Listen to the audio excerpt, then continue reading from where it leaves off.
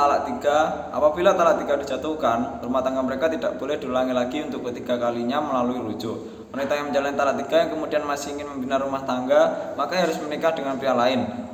Tidak boleh dengan pria yang mentalaknya 3 kali. Kemudian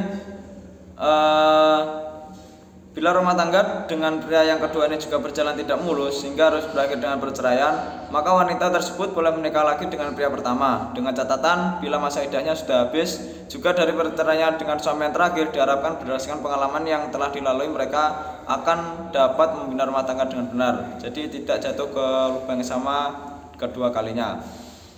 Para ulama fikih membicarakan kasus talak 3 secara panjang lebar. Pasangan suami istri yang sudah menjalani talak 3 seperti kasus dalam ini, kemudian mantan istri sempat menikah dengan pria lain, kemudian cerai dan akhirnya kembali menikah dengan pasangan pertamanya, maka pria yang menikahi istri yang telah ditalak 3 kali tersebut disebut muhalil. Singkatnya, bila proses terjadinya muhalil itu alami, maka pernikahan dengan muhalil dibenarkan. Dengan perkawinan muhalil ini harus terjadi hubungan suami istri. Jadi ketika mau rujuk lagi itu syaratnya harus telah berhubungan suami istri. Selanjutnya tentang nikah wanita yang sudah bersuami atau sering juga disebut dengan poliandri. Jika 2 orang wali menikahkan seorang wanita dengan 2 orang laki-laki secara berurutan, maka yang dianggap sah adalah akad nikah yang dilakukan oleh wali yang pertama. Apabila dikaitkan dengan praktek poliandri yang dilakukan, maka tidaklah sah pernikahan perempuan dengan suami keduanya, meskipun rukun telah terpenuhi, kecuali apabila suami pertama telah menjatuhkan talak terhadap istrinya dan kemudian menjalankan masa iddah. Sebelum pernikahan yang kedua dilangsungkan, menunjukkan bahwa tidaklah sah pernikahan seorang wanita kecuali dengan 1 orang suami saja. Maka dalil ini yakni tidaknya sah pernikahan seorang wanita kecuali dengan 1 suami saja.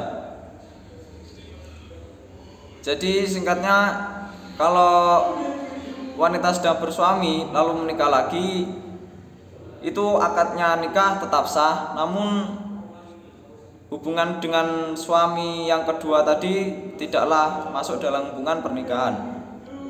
Selanjutnya tentang nikah mut'ah. Kalau sering didengarnya itu nikah kontrak. Diambil tarik sejarah dulu, nikah mut'ah pernah diperbolehkan pada masa awal Islam karena situasi darurat.